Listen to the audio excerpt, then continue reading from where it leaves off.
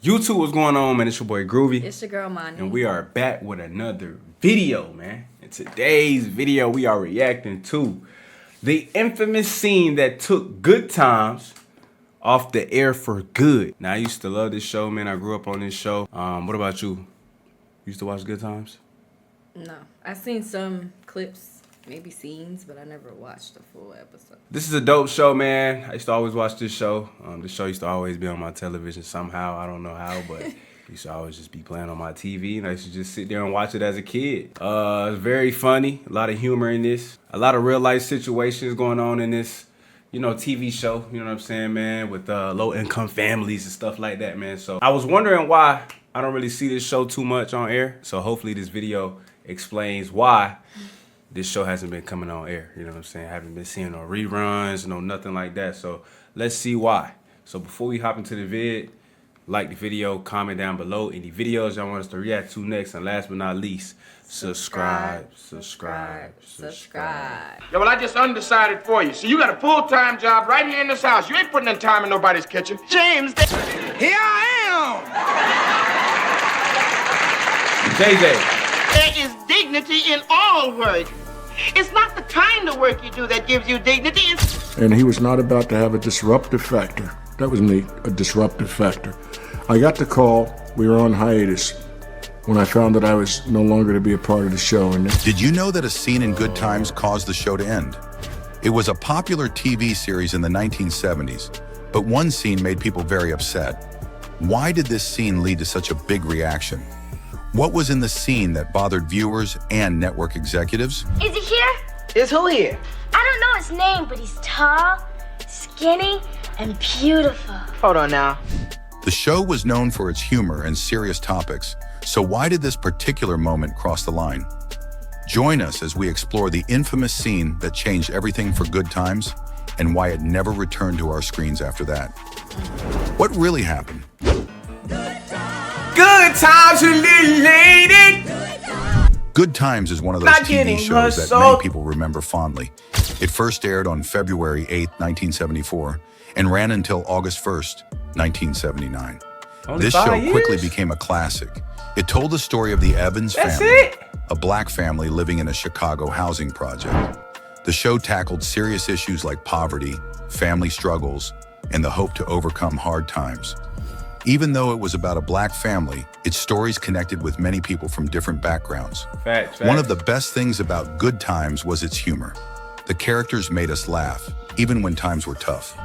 Florida Evans, played by Esther Rolle, was the heart of the show. She was strong and loving, always trying to keep her family together. James Evans, portrayed by John Amos, was a hard-working father who did his best to support his family, often juggling multiple jobs. Their relationship showed love and respect, making them relatable to viewers. Easy. We the two with the surprised looks on our face. The show was a spin-off from Maude, which was part of the famous Norman Lear sitcoms of the 1970s. However, Good Times was not created by Lear. Instead, Eric Monti and Michael Evans came up with the idea. They wanted to tell a story that reflected the lives of black families, something that was not often seen on TV at that time. The producers wanted to add family values to the show. This made it special. It featured a talented black cast, many of whom were already successful comedians. They played a close-knit family, which made viewers feel good. It seemed like the perfect show. Gee, a gorgeous hunk of woman here. While the show was popular and loved by many, it had its challenges. The Evans family struggles were real and relatable. But behind the scenes, the show faced difficulties. For a long time, fans had their own ideas about what was happening on the show. Some believed it was all fun and games. But now many are shocked by the truth. The things happening behind the scenes were often dark and troubling. It's hard to imagine that a show that brought so much joy to many had such a difficult reality for its cast. so that taught me a lesson that I wasn't as important as I thought I was to the show or to Norman Lear's plans. Some cast members shared some surprising details about why they had a problem with the show. In a 3.5-hour interview with the Archive of American Television, they revealed that the issues started early on when the writers didn't include any African-American voices in the writing room. They pointed out that the attitudes and behaviors written for some character and others did not match real-life experiences in the Black community. When the show first started, we had no African-American writers on the show, and some of the attitudes they had caused me to say, we can't do this. They found it frustrating that the writers, who were mainly white, did not understand the realities of Black life. Right. They pointed out Amos would often challenge them, asking, "How long have you been Black?" That just doesn't happen in the community. I wasn't the most diplomatic guy, like I said, in those days, and they got tired of having their lives threatened over jokes. They felt the scripts didn't portray the true Black American experience and thought he had a better understanding of it than the writers did. Of course. It makes sense. Who better to write about the life of a Black family than someone who lived it? Exactly. The writers did not understand the importance of representing a Black family accurately. Many folks noticed that the writers were focusing too much on Jimmy Walker's character JJ, who was all about making jokes and being funny, instead of highlighting the aspirations of his other two children on the show, Thelma and Michael. I felt too much emphasis was being put on JJ and his chicken hat and saying dynamite every third page. Nah, he was the highlight of the show. Just as much emphasis and mileage could have been gotten out of my other two children and the concomitant jokes. And Amos felt that Thelma, played by Bernadette Stannis, and Michael, played by Ralph Carter, had so much potential to represent Black youth aiming for great things, Definitely. like becoming a Supreme Court justice or a surgeon. Instead, the focus was mostly on JJ's silly antics, which Amos thought was a disservice to young viewers. He said he wasn't jealous of JJ's popularity, but felt it was wrong to show that Thelma and Michael's dreams didn't matter. Interestingly, Amos wasn't alone in feeling this way. His on-screen wife, Esther Rowley, who played Florida Evans, also had concerns about how the characters were portrayed. She felt that her TV son, played by Jimmy Walker, was turned into a character who didn't think much and wasn't a good role model. In an interview with Ebony magazine, she said, "He's 18 and he doesn't work. He can't read and write. He doesn't think." She was upset about how the show had slipped into negative stereotypes. So basically what I got from this is the white writers are trying to make fun of and mock low-income Black families. And the Black actors that were involved in the show wasn't having it. and he was not about to have a disruptive factor. That was me, a disruptive factor. I got the call. We were on hiatus when I found that I was no longer to be a part of the show. And Amos had some strong feelings about the show's direction. Unfortunately, Amos wasn't very diplomatic about his feelings. He admitted that he was often confrontational, and the producers didn't appreciate his strong opinions. Eventually, the producers grew tired of the tension and decided it would be easier to let Amos go. They said, "Tell you what, why don't we him off? We can get on with our lives."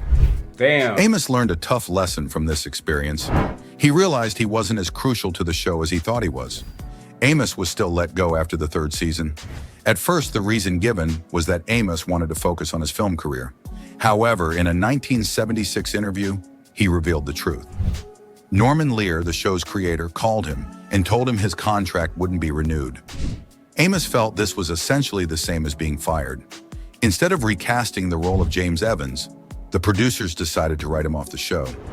In the two-part season 4 premiere, titled The Big Move, it was revealed that James died in a car accident while trying to start a new business in Mississippi. Damn. The viewers felt this loss deeply, and it was hard for the family to cope without their patriarch.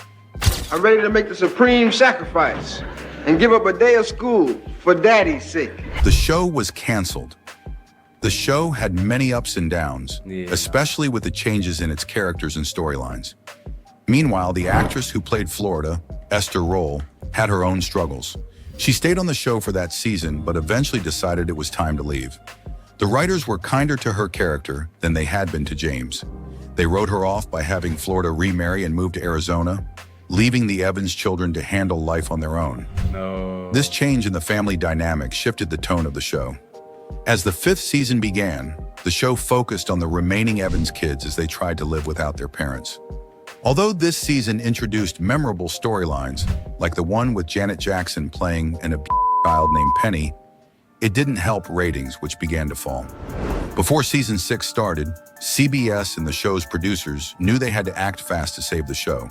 Steve Mills, a CBS vice president, stated that the show lost its essence without parental guidance. They listened to feedback from viewers and realized they needed to return to what made the show special. Esther Rolle agreed to come back, but she had conditions. She wanted more money and better storylines for her character. In the season 6 premiere, titled Florida's Homecoming Part 1, Florida returns from Arizona for Thelma's wedding to football player Keith Anderson.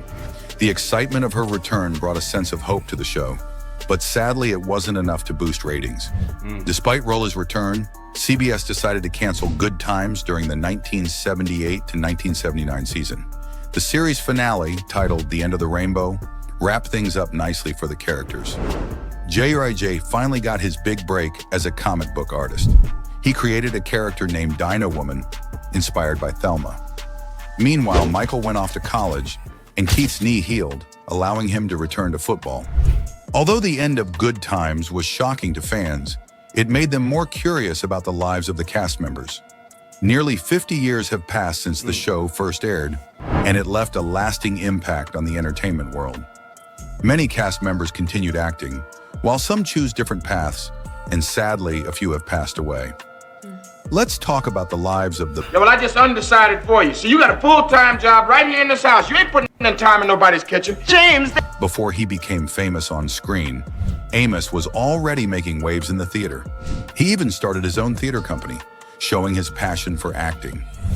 Amos first became a television star with a role on The Mary Tyler Moore Show. This was an important step in his career and helped him gain recognition. However, his biggest role came when he joined Good Times in the 1970s. He played James Evans, a loving father trying to provide for his family in a tough neighborhood. Unfortunately, after 3 years on the show, Amos left due to disagreements with the show's creator. Many people were surprised when he left, but it showed how important it is for actors to feel comfortable with the stories they are telling. I wasn't the most diplomatic guy, like I said, in those days, and they got tired of having their lives threatened over jokes.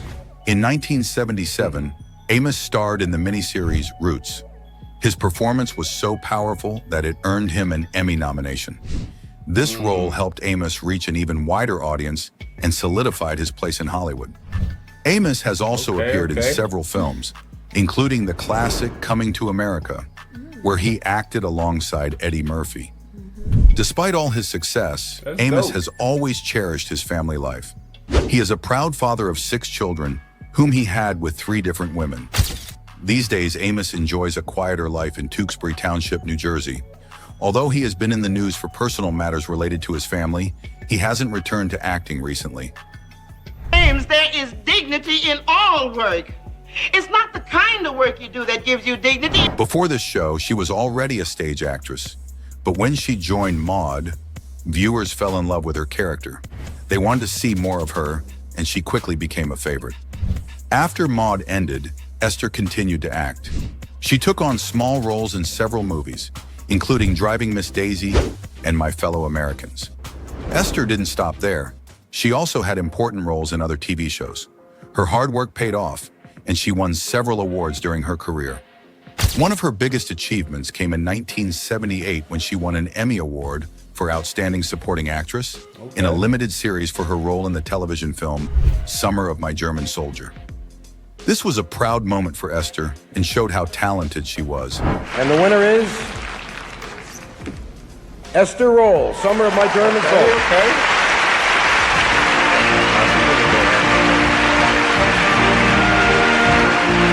Esther was not just an actress, she was also a role model. She often spoke about the importance of family and community. She wanted to show strong, positive characters on screen, especially for African Americans. Esther's work paved the way for other actors and actresses to follow in her footsteps. Sadly, Esther Rolle passed away on November 17th, 1998. She was 78 years old and had been dealing with diabetes. Esther left behind her divorced husband, Oscar Robinson, whom she married in 1955 and separated from in 1975. They did not have any children together. Here I am! Jimmy Walker, best known for playing James J.J. Evans on the hit show Good Times, didn't always see Hollywood as his future. Walker took a different path. His first love was basketball, but that didn't work out as planned. After trying a few other jobs, he decided to give comedy a try. He started by performing as an opening act for a group called The Last Poets, and this is where his comedy career began. Walker landed his big break when he was cast as JJ, the oldest son on Good Times. Even though he was 27 years old, he played a much younger character, and his performance made him a household name. During his time on the show, Walker also appeared in other TV shows and movies like Fantasy Island and Let's Do It Again. His catchphrase, Dynamite, became famous, and for a while he was one of the most recognized faces on television. After Good Times ended, Walker found it difficult to stay in the TV spotlight, but he had another talent to fall back on: stand-up comedy. Stand-up was something he had always done, even before his time on TV. Today, he still tours the country, performing stand-up comedy about 25 to 30 weeks a year. Hey, Don, how you like this? What is it? Don't show your ignorance. This is Black Jesus. Ralph Carter became famous for playing Michael, the youngest son of the Evans family on the hit show Good Times. Back then, Ralph was just a teenager. Ralph was not new to acting when he joined Good Times. At only 9 years old, he made his Broadway debut in the musical The Me Nobody Knows. This early start helped him grow as an actor, which he showcased on the show. While he was on Good Times, Ralph also found a passion for music. In 1975, he released an album called When You're Young and in Love, and even appeared on the famous show Soul Train to promote it. However, after this busy time, he took a long break from the spotlight. In 2016, Ralph joined his former co-stars, John Amos, Bernadette Stannis, and Jimmy Walker, to celebrate the show's success after 40 years. They did several interviews, including appearances on Extra TV and The Steve Harvey Show. Today, Ralph is the vice president of ODELCO, which stands for the Audience Development Committee, Inc. This organization honors Black theater in the tri-state area. Ralph believes it's vital to support local and Black theater, not just for the actors, but for everyone involved in putting on a show. Each year, Audelco hosts the Viv Awards to recognize the hard work of many people in theater. They also provide seminars, lectures, and other activities for young people interested in the arts. 6'2", shoulders out to here, and a smile. Jeanette DuBois was a talented performer known for her many skills. She was not just an actress, but also a dancer, singer, and songwriter. Most people remember her for playing Walona Woods, the friendly neighbor of the Evans family in the famous TV show. Her journey to fame started on the stage. She began her acting career in theater, where she learned a lot about performing. After gaining experience on stage, she moved to television. One of her first roles was in the soap opera Love of Life, where she became a series regular. This helped her gain more attention and recognition in the entertainment world. In 1969, DuBois received a Peabody Award for her performance in the CBS film JT. This was a significant achievement and made her name known to many. She continued to work in both movies and television, appearing in films like I'm Gonna Get You Sucka and Charlie's Angels Full Throttle. DuBois was also honored with 2 Emmy Awards for her fantastic voiceover work, showcasing her talent beyond acting. Apart from her successful career, DuBois had a big heart and wanted to help others. She founded the Pan-African Film and Arts Festival, which celebrated and promoted talents from people of African descent. This festival was important because it provided a platform for many artists to share their work. DuBois also created a project for young people through the DuBois Care Foundation. This project aimed to empower and support youth in their creative endeavors, showing her commitment to giving back to the community. DuBois faced many challenges in her life, just like everyone else. Despite her success, she had to deal with difficult times, including personal losses. She passed away on February 17, 2020, due to cardiac arrest. Her death was a shock to many, and fans around the world mourn the loss of such a talented and loving person. People remember Jeanette DuBois not just for her acting, but also for her contributions to the arts and her dedication to helping others. She inspired many with her work and her passion for supporting the next generation of artists. Her legacy continues to live on through the many lives she touched and the projects she started. Is he here? Is who here? I don't know his name, but he's tall, skinny, and beautiful. Hold on now. Janet Jackson joined the cast in the 5th season, playing a girl named Penny. Penny had a tough life. In one shocking scene, Her mother came at her with a hot iron while Penny begged her not to get hurt.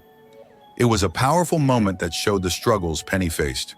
On Good Times, Penny found a loving home with her neighbor, Willona Woods. She also developed a sweet crush on Thelma's brother, JJ. At the time, Janet was known as the little sister of Michael Jackson and his famous brothers. The Jackson 5 were already popular, making hits since 1969. Janet was not just a star on Good Times. She went on to act in other shows like Different Strokes and Fame. However, her music career has really taken off in recent years. She even went on a tour called Together Again earlier this year, which fans loved. Janet Jackson's journey in the entertainment world shows how talented she is. She has been in the spotlight for a long time, and her music and acting have touched many hearts. Just like her co-stars from Good Times, Janet has made a lasting impact in the industry. Fans still talk about Janet and her work, keeping her legacy alive. She is a shining example of how hard work and talent can lead to success. Janet Jackson is not just a name from the past. She is a star who continues to inspire many today. Whether through her acting or her music, she will always be remembered as an unforgettable artist. Definitely. And let's not forget about Bernadette Stannis, is best known for her role as Thelma Anderson on the show. Oh, yeah. This show was a big deal in the 1970s and helped launch her acting career. Stannis brought charm and grace to her character, winning the hearts of many viewers. Even though she became famous, acting was not the only thing she focused on in her life. When Bernadette Stannis was just 18 years old, she auditioned for Good Times. It was a huge moment for her, and she has shared the story of how she got the role many times. Her mother played a big part in her success. Stannis was preparing for a pageant, but was very nervous about performing. She even tried to fake an asthma attack to avoid going on stage, but her mother wouldn't let her back out. She pushed Stannis to follow her dreams, and that encouragement helped her land the role of Thelma. After Good Times ended, Stannis continued to act. She appeared in several movies and plays over the years. One of her recent roles was in 36-Hour Layover, a film released in 2016. Many believe this was her last on-screen performance, but she didn't stop being creative. She turned her focus to writing and published 5 books. Her writing gained her respect in the creative world, showing that she could shine in more than one area. Family has become a big priority for Stannis. She married Terrence Redd, and together they had a daughter named Dior Ravel. Later, she married Kevin Fontana, with whom she has another daughter, Brittany. Being a mother is very important to her, and she takes that job seriously. Stannis has raised 2 wonderful daughters who love her deeply. Stannis has come a long way from the young girl who played Thelma on Good Times. While many remember her for her role on the show, her life today is about family and personal growth. She shows us that success can come in many forms, whether it's in acting, writing, or being a loving mother. Anyway, when Good Times ended in 1979, it left a big mark on TV history. This show was special because it tackled tough issues like poverty and racism with humor and heart. The cancellation shocked many viewers. Some felt that it ended too soon, cutting off important stories about family and community.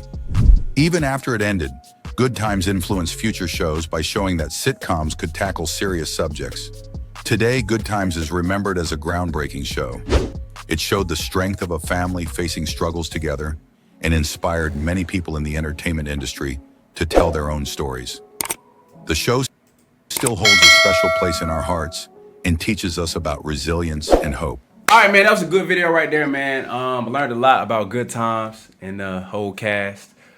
I did not know it only aired for 5 years. That's crazy. I felt like if they would have had a little bit more years on there, they probably would have had, you know, some more classic episodes. What you think? I learned a lot that I didn't know about this show. Mm-hmm. Because when you asked me in the beginning, you was like, did you know anything about Good Times? And I said, not really. I've seen clips. Like, yeah. I've definitely seen the oldest son, you know, clips. Like, if I walk past the TV, I've definitely seen, like, little funny scenes with him. Mm-hmm. Other than that, I haven't really, like, sat down and watched the full episode. But I did think it was wrong how they were being treated. I think it should have been at least one black person in the little writing cast, the group, in the writers group. Mm-hmm. At least one person that was black, you know? Yeah. So they can get ideas off of that person. So the dad wasn't in the wrong at all for not agreeing with the scripts. it definitely should have had a black person present. And Yeah, you know, can't. they would have been more comfortable, I felt like. Yeah, you can't really go into detail on how black families are living makes no sense. if there's no black person writing the script. Exactly. You know what I'm saying, man? So, yeah, bro. So I can see why bro just left the show, and once he left the show was cooked. Yeah, like it was cooked before it even started. It for went real, downhill for real. quick. They probably only had 2 or 3 good seasons, and it just went left. Mm-hmm. So that's really the producers and the writers' fault of the show. You know what I'm saying? Exactly. They should have listened to different ideas, and you know what I'm saying, brainstorm together, and maybe the show would have been a more success. You feel what I'm saying, man? So it is what it is, man. If y'all like the reaction, man, hit the like button, comment down below any videos y'all want us to react to next, and last but not least, subscribe. With that being said, we're gonna catch y'all in the next one.